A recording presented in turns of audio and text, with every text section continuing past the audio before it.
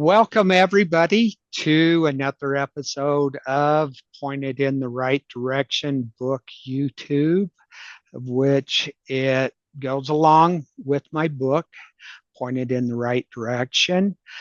But it is all about learning everything that we can about the crazy lives we live. It started out being mainly focused around finger amputation, but has branched out to other things. After I wrote the book and I've had people purchase it, um, they've purchased it from all walks of life. And today we have the honor of having Jennifer Bambrick on, of which she isn't a finger amputee, Oh, but she she we've been friends for about 8 years now, if I remember correctly. But she lives or has lived a lot of the same things as finger amputees in the challenge of she was in a snowboarding accident many years ago and had a lot of damage to her hand, of which it ended up being nerve damage, pain, and she's lived with pain like a lot of amputees for a number of years. And as of lately, she's found a way of getting better, let's call it.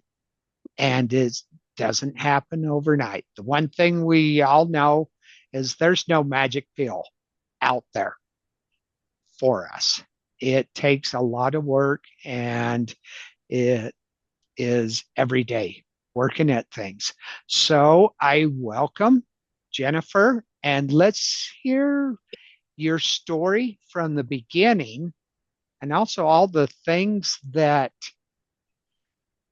you've had to try over the years and the things that are working for you.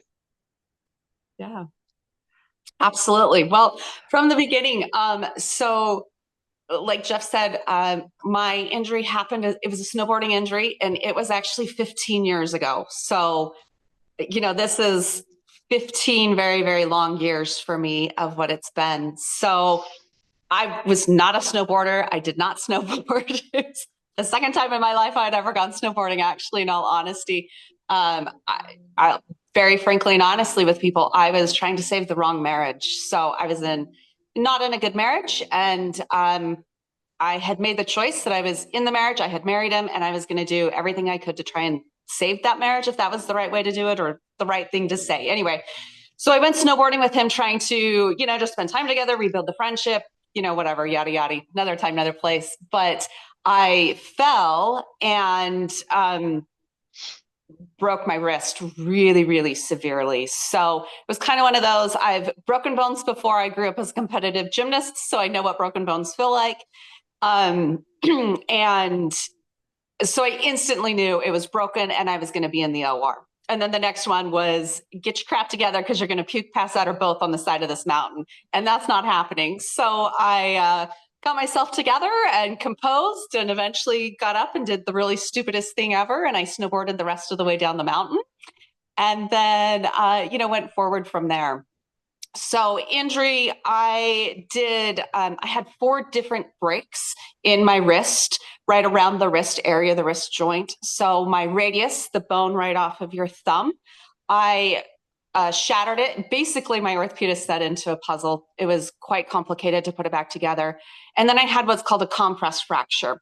And that's where I actually took portions of the bone and I put it into the joint itself. And so now it also, not only is it a bone injury, but it also became a joint injury very quickly because of that compressed fracture. So I had bone actually in my joint. And then off of my ulna, so the bone off of your pinky side of your finger, I had what's called a styloid fracture. So that's more like to do with tendons, ligaments, the insertion sites and areas and stuff, but you can take a chip of the bone off there. So you're pulling all of that off in a way. And then, so I had a styloid fracture and then I had multiple small fractures throughout the rest of my ulna. So Everything was severe enough, and especially with the compressed fracture, if you've ever had one of those, they are extremely painful because that bone is sitting in the joint.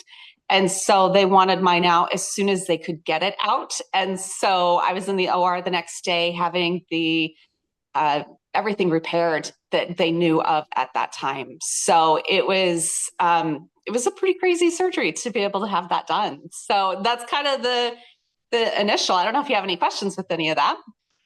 Well, you know, I'm assuming there were several pins, plates, screws, and stuff I had a involved. plate and 6 screws put into it.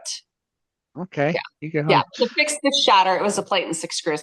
They chose to not fix my styloid fracture because if the body can fix something on its own, it's always better for it to fix it on its own. So the decision was made to not fix my styloid fracture, but the shatter and the compressed fracture had to be fixed. And that, yeah, plate and 6 screws was placed. Okay, so going forward, So when going did forward, the pain start? How was it? instantly. So my pain started instantly. And it just, my hands started doing really crazy things. So within about 6 weeks later, within like 2 weeks, I was dying of pain already. I'm just like, this is ridiculous. This is out of control. Now, I'd had some previous experience with chronic pain conditions previously from when I had broken my leg as a gymnast. And I had a lot of pain with that for about 7 years in my leg that took a long time for that to heal. So I'd had that past experience with some of these pain issues.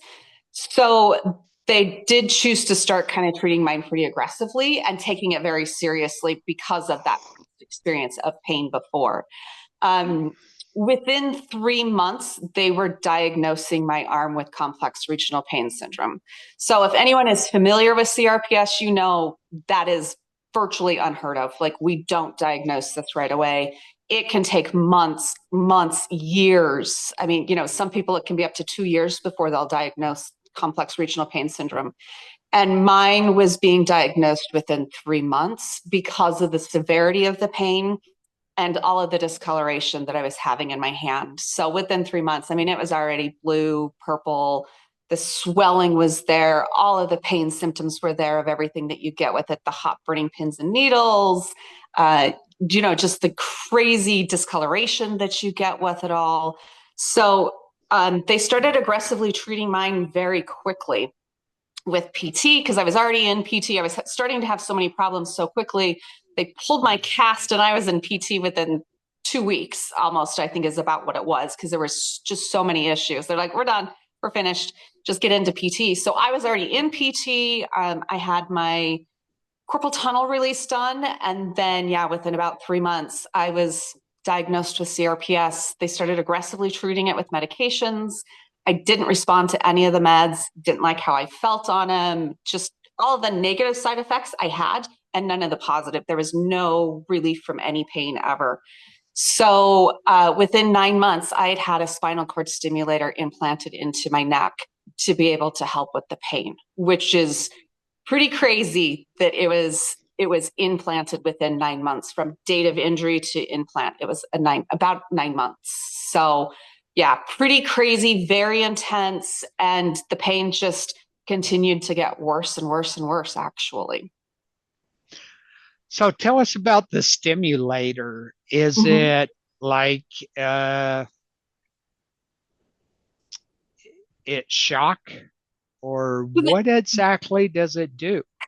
Kind of the easiest way to describe the spinal cord stimulator is, if you're, most of us are probably going to be familiar with a TENS unit where you externally put on pads and then you turn it on and it sends that electrical pulse. So basically that's what I have, but it just is internal. So it was actually implanted into my spine, into my neck, into my cervical spine. So they went in to my spinal cord and fed the lead up into my neck. And so that's where it sits, is in my neck. But it's basically that exact same feeling that you would get from a TENS unit, that electrical shock, but instead of it being external, it's internal. So the lead sits right off of my spine. So I had to be awake for the surgery to be able to have it implanted, because you have to be able to feel where it is, where that lead is sitting, to make sure it gets set in the right place and the right nerves. And so, yeah, so it sits just off the spine. off the main nerves coming off of my neck. And so it stimulates the actual main nerve endings coming off of the spine. So I have a battery that sits in my hip. And so yeah, a little bionic.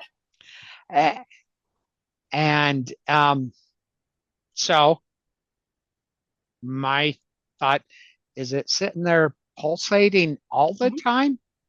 So I can Or turn it does on it and off. cycle? Okay. No. So I can turn it on and off. I had a magnet that I used that I would be able to turn it on and turn it off with a magnet. And then I can, charge it and, go through different programs and things like that. So my CRPS, my pain was so severe that my stimulator got put onto what they considered my breakthrough pain cycle, because you can set it for different cycles, that it'll wavelength through different cycles and pulse differently and everything else. So they had one for what they would call quote unquote breakthrough pain.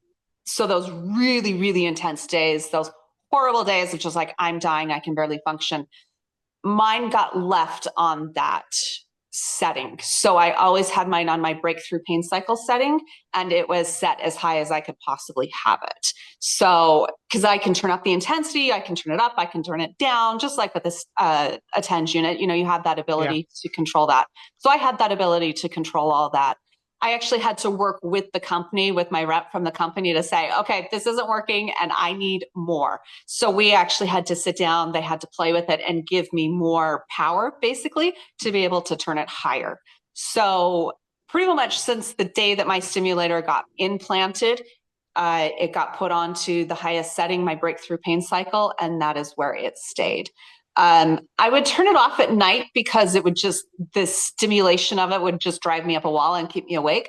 But on those days that it was really bad, I would turn it down so that I could feel the stimulation so that it would help with the pain. And then in the morning, I would turn it right back up to, just sky high. So yeah, it was crazy. It was crazy. Yeah, of which, and this is why we're having you on, living with pain, it takes us to dark places. It really can. At times. And, to be brutally honest, most of the individuals that take their own lives and stuff is because of a pain. And it doesn't have to be a physical pain, it's a mental pain also. But, within my own world, I developed a protocol for me because I learned early on that I don't care how strong you are, mentally, physically, that if you're sitting around, your mind's going to go to that pain and it will take you to dark places. Yeah. And so within my world, the way I have a protocol, because I don't like pills, I don't want to take them. I can see some of the benefits, but also there's the numbing aspects and the long-term use downside and everything. So within my world, I start by trying to elevate my heart rate, get the blood flow, the oxygen, the endorphins, all of that going. And if it doesn't calm down, then my next step is a heated mitten, of which I go with heat because whenever I got cold in my hand, it's there for such a long period of time. It takes heat to get it out.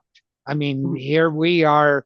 This is August 1st that we're recording this, and I had my heated mitten on yesterday. Just craziness, it barometric pressure, whatever. Then if that didn't work, then I would start going to aspirin, Tylenol, things like that, of which I would always switch them up and not take the same thing two times in a row.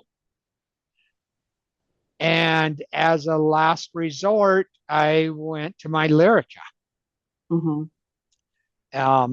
of which, still to this day, 9 years into my journey, I have a prescription for Lyrica as needed. And this is why I take Lyrica is I can take it as needed versus other things like gabapentin that you got to ramp up and ramp down and you're on for whatever amount of time. Right. Um, I took two pills 2 weeks ago, last week, and it's been a couple months in between pills and Yeah. such. But tell us about some of, well, your hand itself. What did it feel like? Was it always numb or stuff? Because we used to work out together. Hmm. And, you know, did it feel like it was dead? I've had friends that are breaking plexi issues and, whatever level it is, their arm just doesn't move. And that's kind of the impression I was getting when we were working out together and stuff because you weren't using it. It almost had to, at least from the outside looking in. What was that like? Yeah. Well, I guess maybe I should kind of finish a little bit of the story. So within a couple months, my arm actually just kept getting worse. My hand, the pain, and I started having new pain and different pain.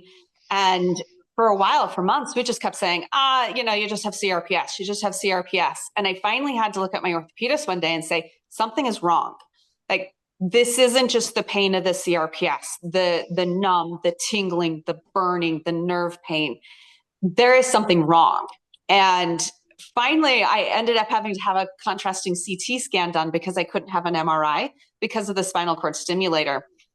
And with it, just the doctor who was doing the radiologist who was doing the procedure, because you have to have dye put in, and that's done under radiology, under X-ray, and then you have the CT done.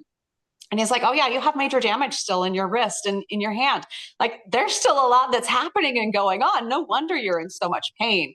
So when we finally got all of those results from that CT scan, what was realized that I still had major, major damage that was going on from the initial injury that we didn't know was there.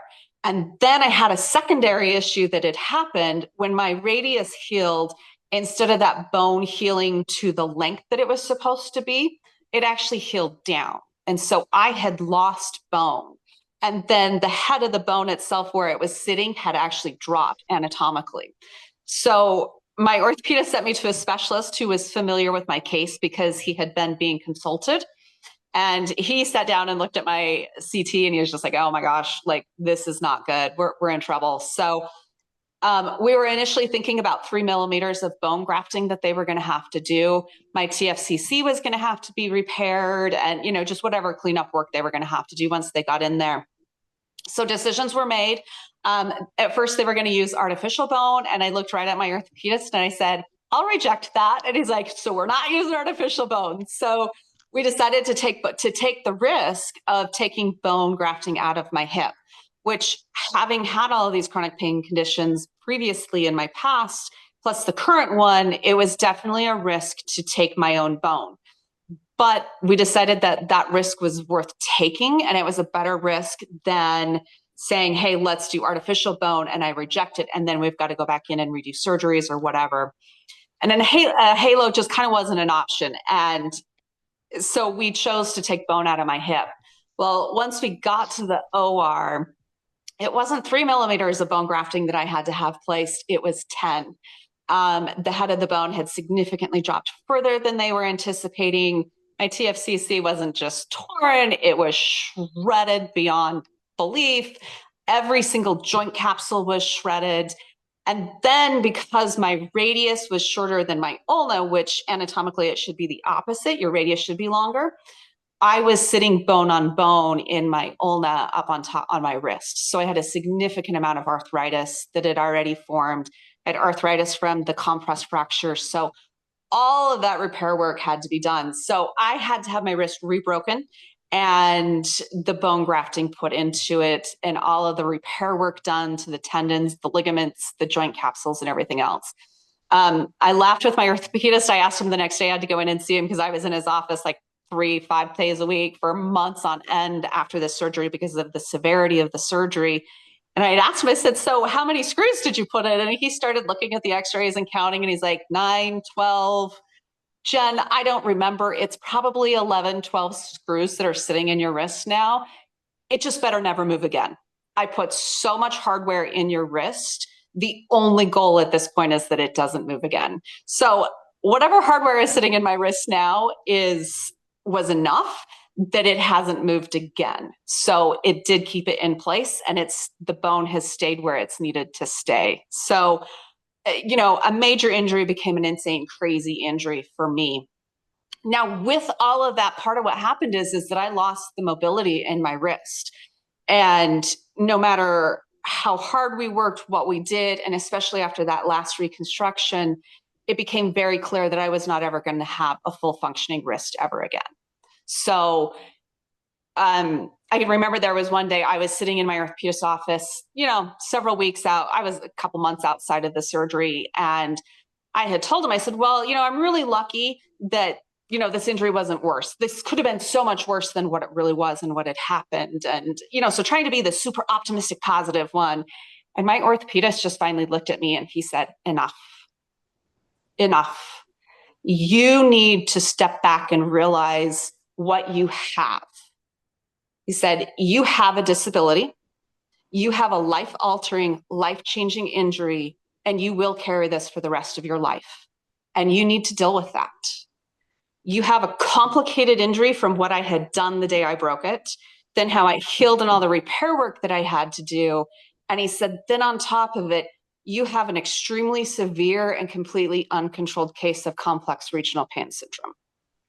So he said, you need to start dealing with this. This isn't an injury you get to blow off and say, oh, it'll get better and with time and everything else. This is a disability and you're going to carry this. So yeah, when you were saying when we were working out and I didn't use it, no, I wasn't using it because I didn't have use of my wrist. It doesn't move. The little bit of movement that I have out of it is not taken lightly or for granted. The little that I gain here and there makes my life that I can start functioning a little bit better and better and better. But I basically almost of somebody who has had to have their wrist fused for different reasons, injuries and things like that. People will have their wrists fused.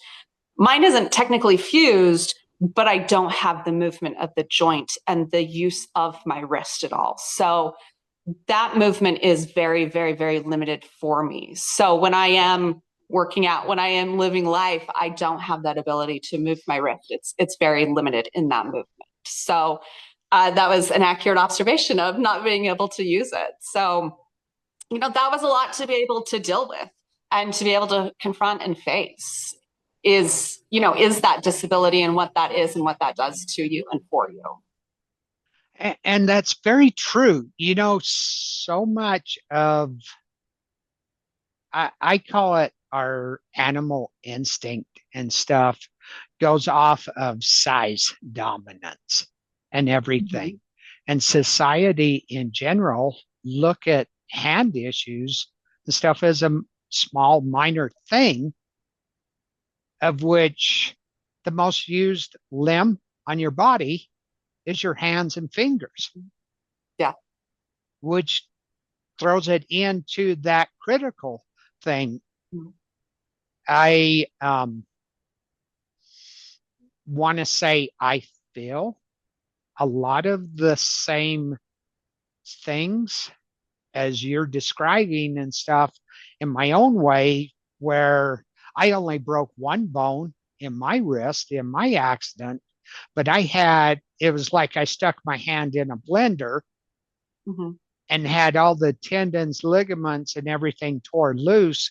And I had 10 pins, a plate, and a half dozen screws holding my hand together for 12 weeks while things healed up, of which I have limited wrist mobility still to this day.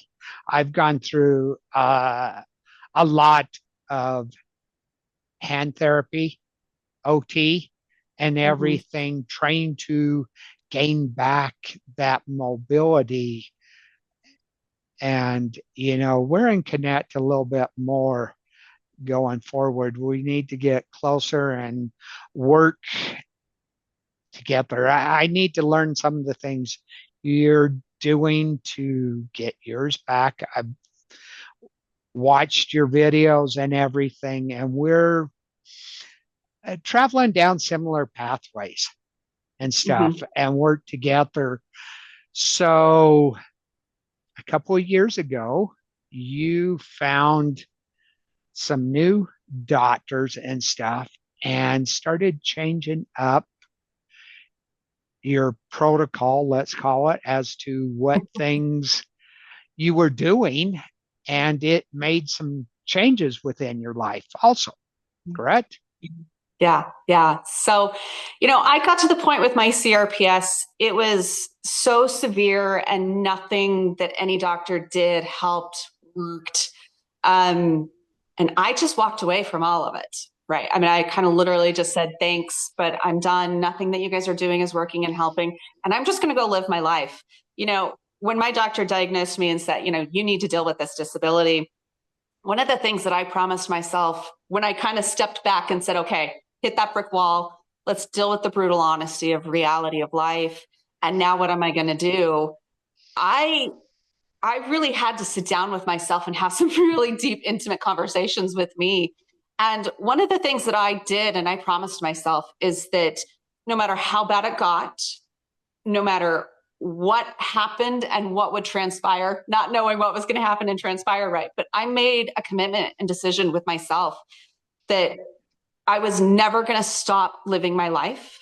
I was not going to allow this injury, this pain, what was happening and going on to make me a worse person. I was only going to do everything I could to allow this to make me a better person. And I would not stop fighting for my dreams and my goals. And I know sometimes people ask me, how have I gotten where I've gotten in the 15 years with everything that I dealt with how severe the pain got, with what I lived with. And it was that decision that I made. It was my orthopedist telling me to deal with this and to confront what was.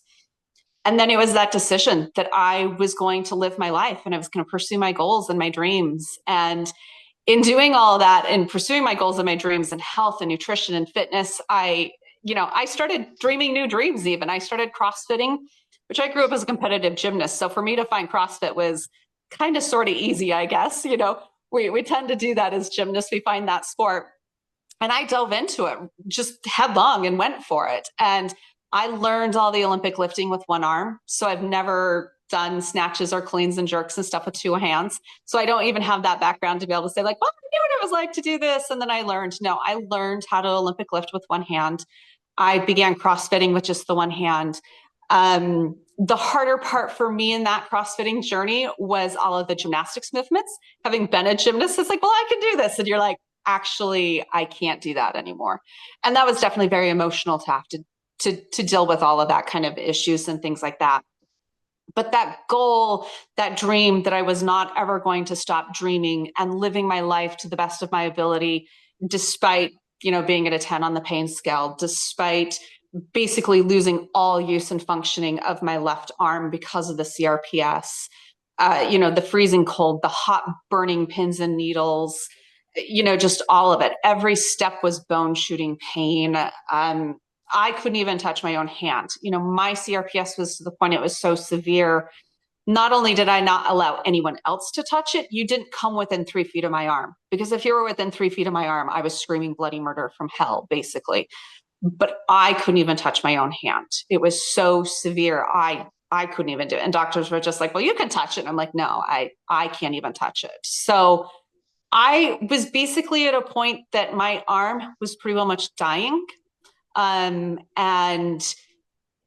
when a limb starts dying like mine was dying, eventually it's going to have to be amputated, because if you don't amputate it, if it's dead, it goes sepsis and everything else happens. So in the pursuit of deciding I was going to go after my goals and my dreams, I actually moved out of state. So I was living in Utah and I moved up to Idaho for a coaching position.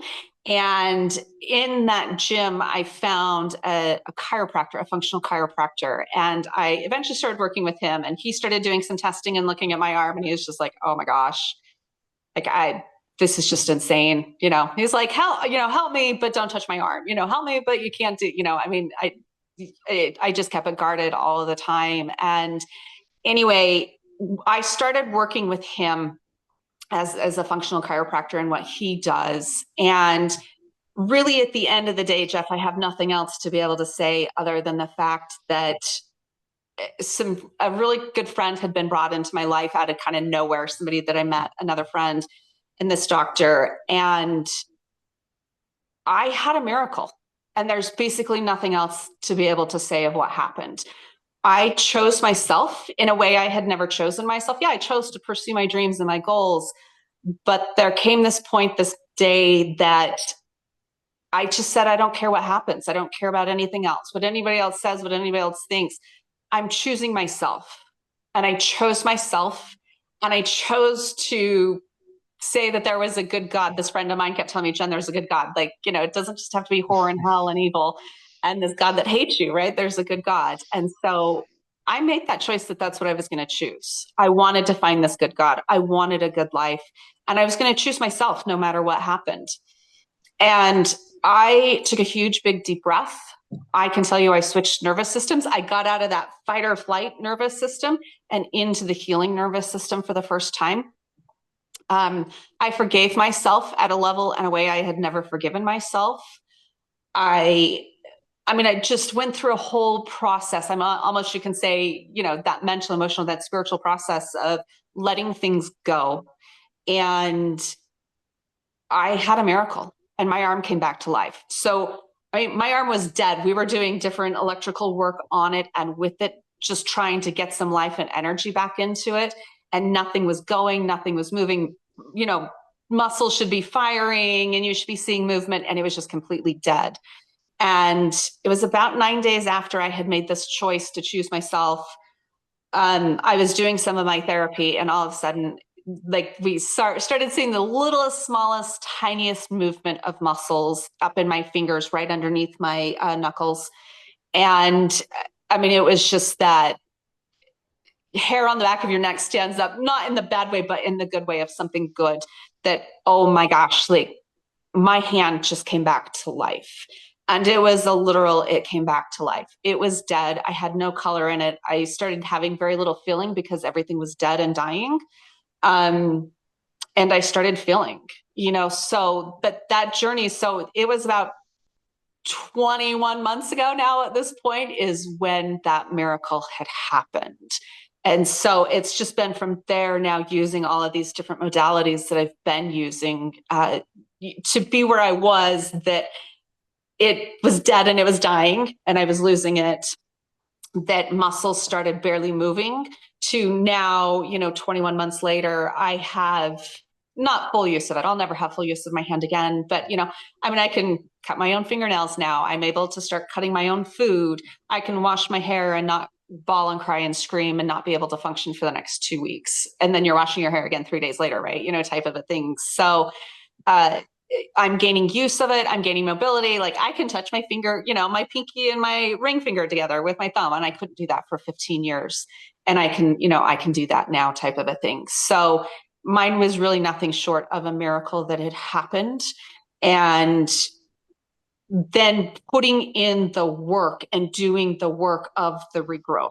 My miracle wasn't the biblical miracle that you outstretch your hand and it's 100%. No, mine was just that it came back to life. But I've had to do all of the work to get where I am. And that's where all those daily choices come in. Deciding, I'm going to keep this alive and I'm going to keep going and I'm going to keep going forward and doing all of the modalities that was presented to me by my doctor to be able to do. Well, in essence, your hand was reborn again. So you're in the infancy, let's call yes. it. Yes, 100%. And having to learn to walk all over. Literally. Yeah. But it's, I want to say, or this is my assumption, that it's a little bit different at this stage because um, a child is so limber and able to move in all ways, Right. and us older people are stiff and Yeah. such. So, yes, you're getting life again, but you're also having to go through that struggle of learning, but also break through that stiffness and everything else. Yeah. It is really funny. I laughed when I started getting healthy and better. I started sleeping for like 12 to 14 hours a day. My body was so excited. My body had been ravaged by pain for so long too that my body was really sick. And so I was doing a lot of healing all at the same time. But I was hitting points that I was sleeping for 12, 14 hours. And I would laugh and joke with people. They're like, seriously, why are you sleeping so much? I'm like, but I get why a baby sleeps so much, because it takes a lot of work to regrow. It takes a lot of work to heal. And yeah, I was regrow. Virtually by and large, I have regrown an entire arm. Yes, I still had the arm. It was still there, my hand, everything. But I've had to regrow all of the bones, all of the muscles, the tendons, the ligaments, my entire nervous system, I'm having to regrow. Like you said, just learning to be able to touch our fingers. You start watching a baby as they're learning their world, and they're like watching their hands, like, what is this thing? And I literally was experiencing that. I have experienced that now as an adult. And it's a whole new appreciation that I have for, yeah, watching a baby grow and develop and why they're doing what they're doing. But it's like, well, I get it now because I did it once, but I'm redoing that now as an adult. And it's a bizarre, it's a wild experience, that's for sure, to be able to watch in real time. We've been able to watch blood vessels growing, as I'm regrowing my vascular system. It's like, oh my gosh, like I have all these new veins. Like, who knew you had a vein right here? Well, I have a vein right there now, So it's been really crazy. And just realizing how much work it takes. We don't think about touching our fingers together and how difficult of a task that actually really is until you can't do it. And then all of a sudden you're starting to relearn how to do it. For the longest time, I actually had to physically watch myself trying to touch, my thumb to my pinky or to my ring finger because I couldn't, I had been unable to do it for so long. Yes, there was the pain of learning to redo it, getting through all of that stiffness and soreness, but then you have to rebuild all of those nerve connections between the hand and the brain to be able to say, yeah, you're touching and this is what it feels like to touch. And, now I've gotten to the point that I don't have to think about it anymore and I can just, touch and do some of those things. But it's wild being able to do that. Just a couple months ago, actually, in fact, it was in May, I was at a garden shop and I had walked in and was just walking through it and looking at all of these flowers and everything else. And I saw this kind of prickly leafed flower and I looked at it, and the bizarrest conversation I had with myself, I said, I want to touch that leaf. And for me, wanting to touch something with, as I could just call it now, my miracle hand, for 15 years, I didn't want anything to touch it. It was like, just don't touch it. And I actually wanted to touch this leaf on this flower, on this plant. And I reached out and I touched it. And it was just crazy that I wanted to touch it. B, I touched it and I could feel it. I could actually feel that plant. My hand wasn't numb and gone and, not able to feel anything. And it didn't hurt. And so then I literally ran through this entire, garden shop, touching every leaf that I could touch, all the different textures, all the different, sizes, because each one of those has such a different texture when you're looking at that. And you're like, well, why do kids run around and touch everything? You're like, because you're trying to discover your world. It's the most amazing thing that you don't know what these feel like, well, this is fuzzy. Well, what does fuzzy feel like? And you can say, I'm like, on my right hand, on my one hand, I'm like, well, I know what that plant's going to feel like. It's going to feel like this. Like, this is ridiculous. But then I really literally had it on the other hand, on my left hand, to say, I have no idea what that feels like. And what does it feel like? And so, again, like you're saying, in that rebirth and that regrowing, experiencing that, I am truly experiencing that as an adult. And it's just amazing. There was this guy that was sitting there watching. I had like the biggest smile on my face, like tears of joy basically in my eyes, and running around touching everything. He's like, do you like the flowers? Yes. You just don't get it. I'm not going to try to explain to you what I'm actually doing right here, right now, right? But and it's the simple things, right? You want to say like, oh, seriously, how great is that? Well, when you can't touch or feel anything for 15 years, and all of a sudden you're able to say, I can feel this, and I want to touch this, and I want to know what these textures feel like. Excuse me, I mean, it's beyond imagination what that feels like. And especially, I never thought I would be here. I never thought I would be experiencing that. And here I am actually experiencing. So it's not something I take light or for granted at all. It is a part of that miracle that I continue to live, to continue to have. And, you know, that is so true in knowing your struggle and my similar struggle and stuff. When I started seeing your postings and stuff, I had tears of joy Yeah. for you because of knowing our own individual struggles and challenges and what those simple little things mean. I mean, everything. And people just don't realize it. It's crazy. First off, life, we need to quit looking at life as it'll be perfect when I get to this point. Right. Life is a journey. Mm-hmm. And it's never going to quit being a journey until we pass away. It's a series of chapters in that journey. And we're just in this chapter at this moment. And we need to embrace those and learn from them. And those chapters, we're not always going forward. Within my own personal life, I have my prosthesis and I've been wearing them for 8.5 years now. It's become a part of my body, an extension of my body and everything. And recently, I was taking dance lessons.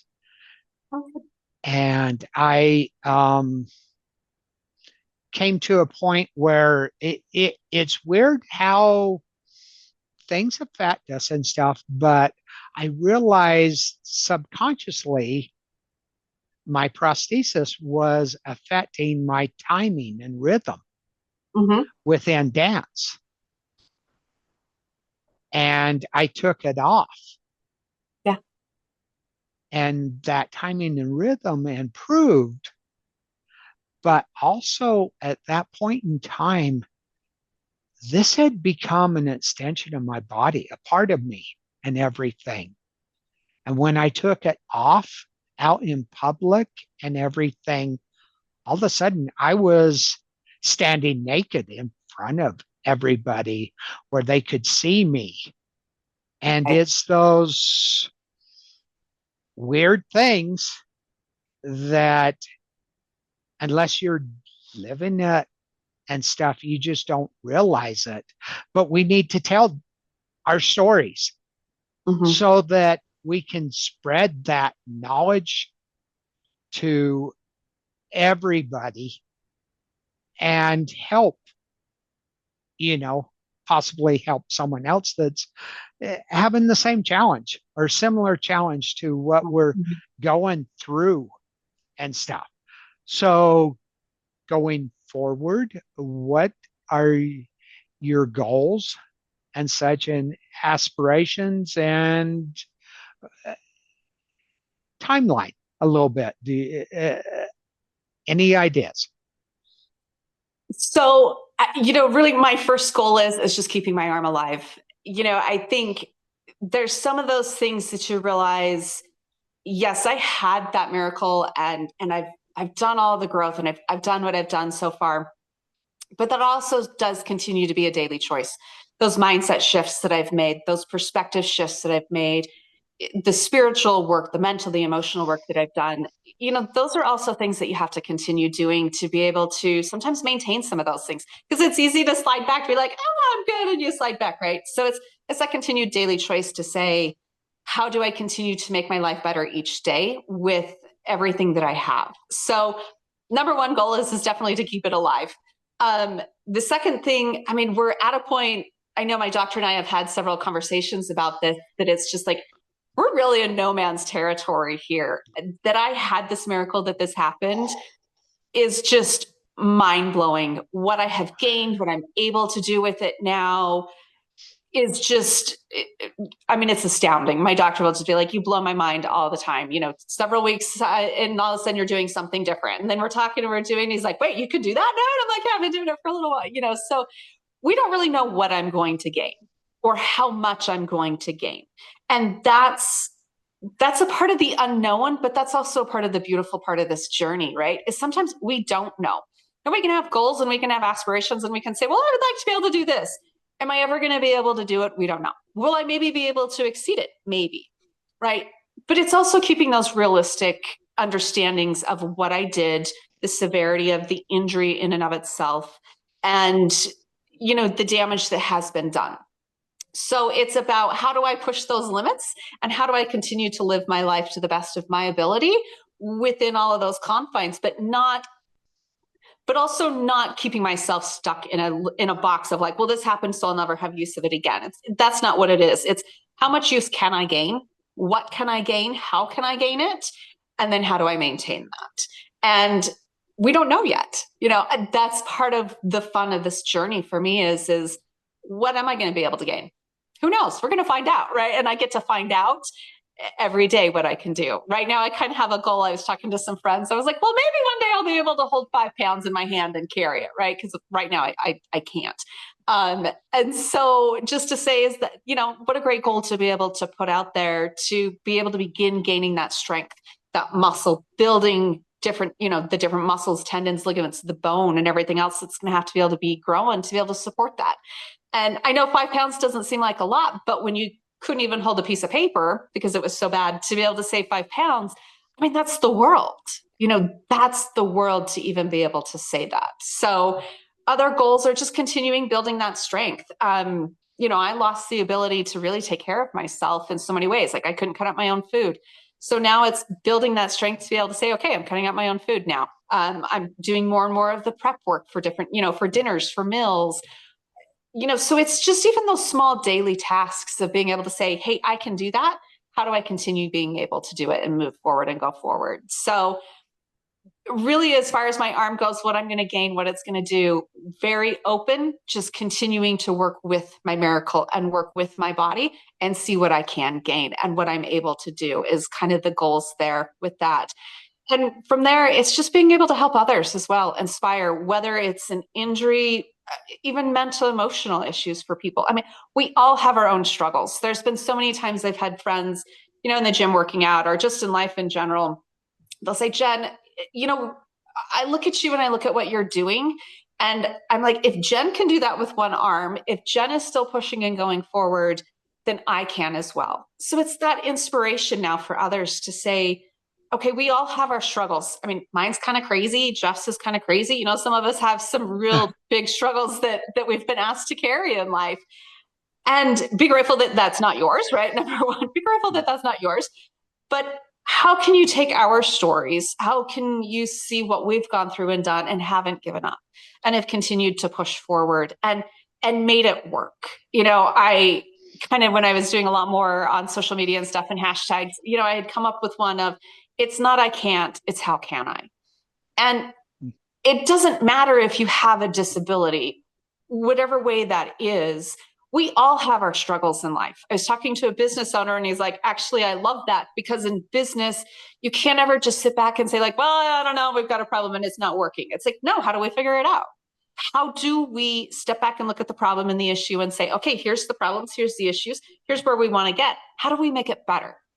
And that's something, you know, you and I have had to figure out in a way that very few people do ever have to figure out with disabilities, with injuries, with not use of limbs.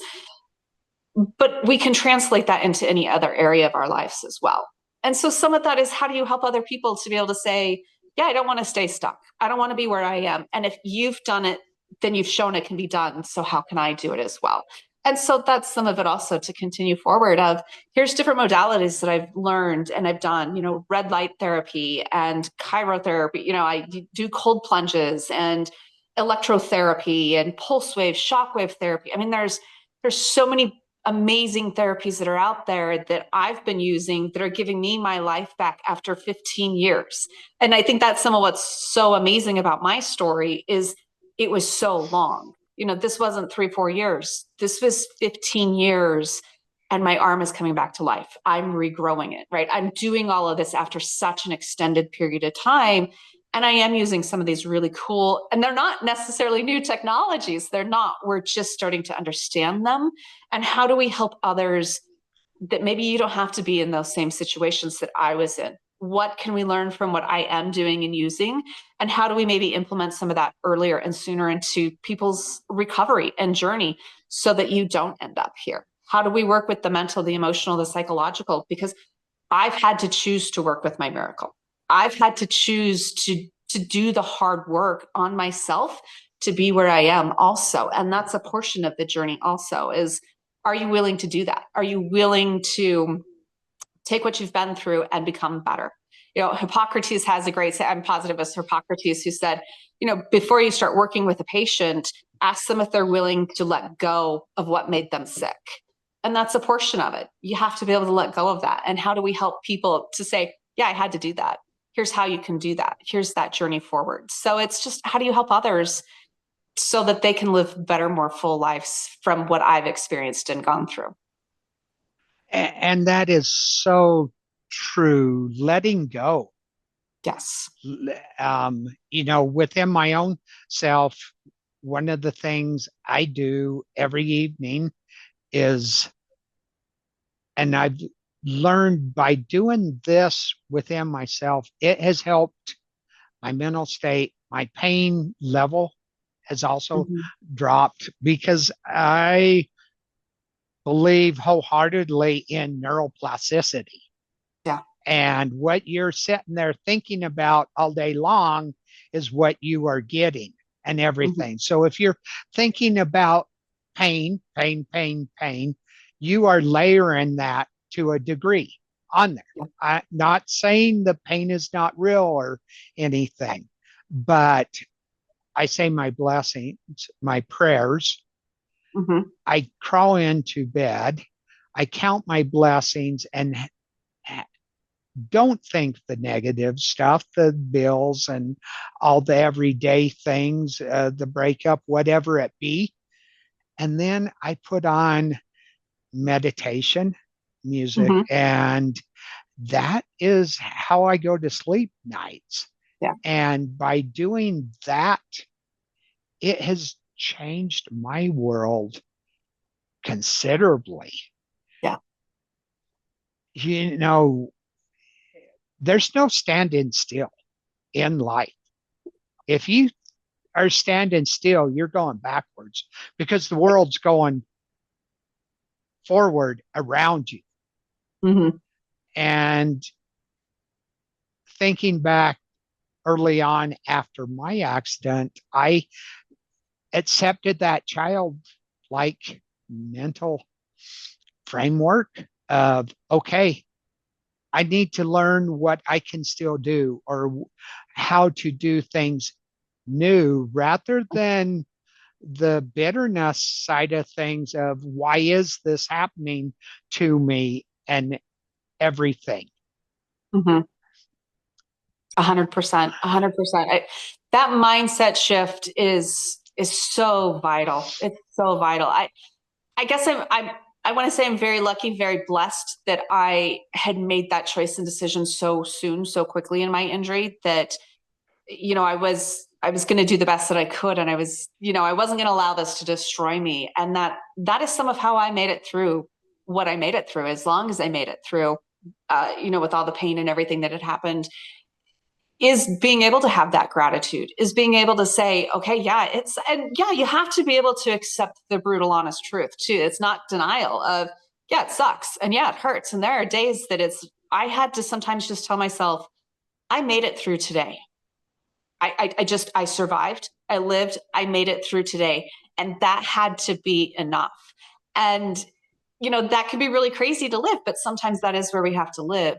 But it is that gratitude. And if you can continue working and building on that gratitude and saying, okay, what is good? And how can the good become better? It's amazing what can happen and what does happen. Our minds are so powerful. They're powerful beyond belief that, yeah, what we focus on is what we do get more of. And gratitude is amazing. It's amazing what it does, and focusing on that good. So good things. Yes. So I'm sure people are going to want to hear more of your story and reach out. Where do people find you? Yeah, definitely. So I am on Instagram. It's probably the easiest place to find me. I'm on Instagram. It's jen.bambrick is where you'll find me there.